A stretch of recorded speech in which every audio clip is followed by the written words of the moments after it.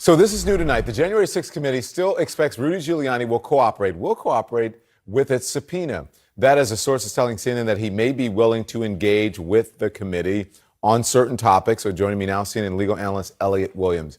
Elliot, good evening to you, sir. So a source is telling CNN that Giuliani may be willing to testify to the committee about claims of election fraud after the 2020 presidential election. Listen to what he was saying then, and then we'll talk.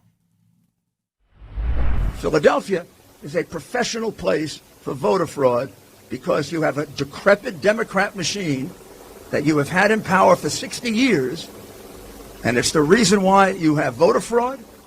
And there's no doubt about it.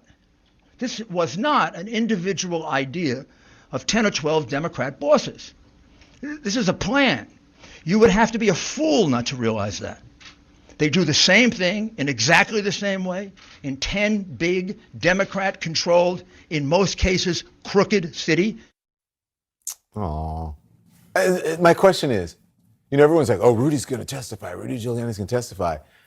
He said all of that. I mean, isn't he just going to say the same thing to the committee? What kind of nonsense should the committee expect to hear? Yeah, Don, when people talk about testimony, they see it as this sort of all or nothing thing where either someone's going to come and testify from a big hearing or get hauled off in handcuffs. And, there's a world of ways that Rudy Giuliani can engage with the committee, from interviews in private or depositions, transcribed interviews, or so on. So there's a lot that they can get out of him, even if it's not specifically. I mean, now, look, they can press him on these statements made at the Four Seasons Hotel, I believe. No, Four Seasons Landscaping. Oh, pardon me. Four Seasons Hotel is very nice in Philly. I live there. Okay, but the excellent. Four Seasons Landscaping, I'm not so sure. I don't know. I stand corrected. So they can press him on that, but there's a world of other information they can get to him, namely about the president's whereabouts, conversations the president had, and so on. So, frankly, it is in his interest and the committee's interest to negotiate and work out some terms for his testimony. So he does not intend, I understand, to waive executive or attorney-client privilege. What actual claims of privilege can Giuliani make based on his role as Trump's lawyer/voter fraud vigilante?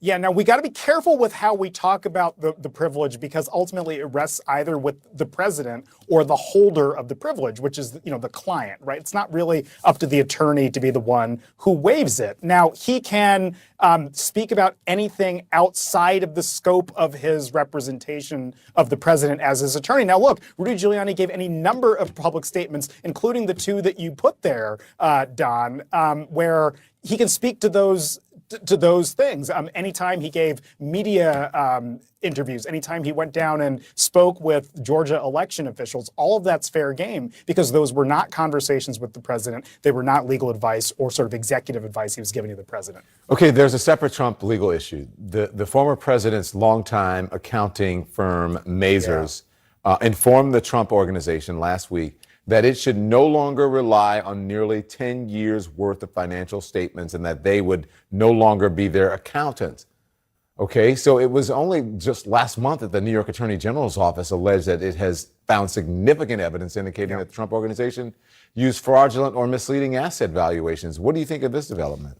Yeah, the interesting thing about those financial statements is that that information is at the heart of both civil and criminal investigations into the Trump Organization in terms of how they were alleged to have elevated the values of properties for getting loans, but deflated the values of properties for paying taxes, right? And so it all speaks to the same allegations, which is that they were just not being candid about what the values of the property were. Now, the problem, Don, here is that at the end of the day, the valuations of properties are inherently subjective. Like, I might believe that my house is worth $10 million, and I can say that to my accountant, but at the end of the day, it's just an opinion, right? And it's hard to charge someone criminally sometimes on the basis of what they say in statements like this. But even if you're trying to use it for leverage, well, But that's at the heart of the investigation. Is it just puffery, and is it just beefing up the values of properties, or is it systematically and fraudulently trying to bilk banks and lenders out of their money? And that's just what the Attorney General is looking into. It's taken